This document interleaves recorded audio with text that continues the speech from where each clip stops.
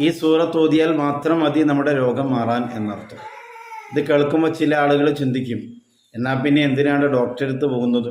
ഈ സൂറത്ത് ഓതിയാൽ മാത്രം പോരെ എന്ന്.